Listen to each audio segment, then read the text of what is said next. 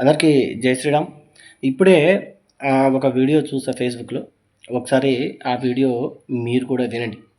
అద్దంకి దయాకర్ గారు ఏం మాట్లాడుతున్నారో ఒకసారి మీరే వినండి.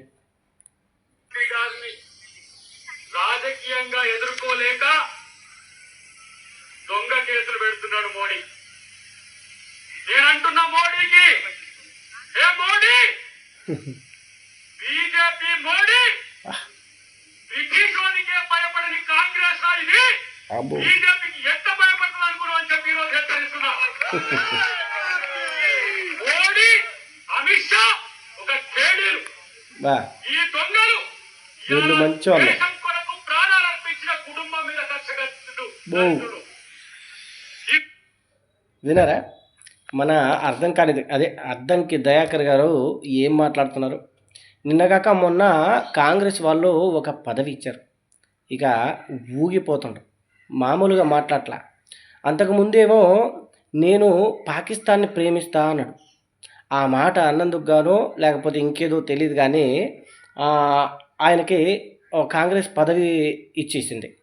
దాని తర్వాత రాముడు మా బామ్మారిదా, మీ బామ్మారిదా లేకపోతే ఇంకేదో అని చెప్పేసి రాముడి గురించి కూడా మాట్లాడండి.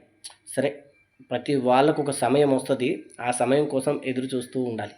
సరే, ఈ విషయం పక్కన పెడితే మన ఈ అద్దంకి దయాకర్ గారు ఈ రేంజ్లో మోదీ గారిపై, అమిత్ షాపై విరుచుకుపడ్డారు కదా. మరి ఆయన మాట్లాడుతుండు అంటే ఆయనకు మద్దతుగా ఆ కామెంట్లను కూడా తెరిచి చూస్తే ఒక రేంజ్లో ఉండాలి ఆయనకు మద్దతుగా.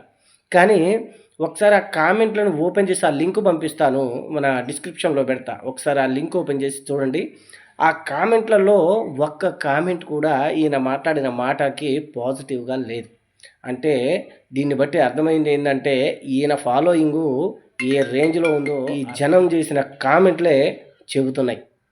కొద్దిగా ఎవరైనా సరే మోదీ గారి గురించి మాట్లాడేటప్పుడు నోరు అదుపులో పెట్టుకొని మాట్లాడితే మీకే మంచిదని చెప్పి ఇది నా సలహా మాత్రమే.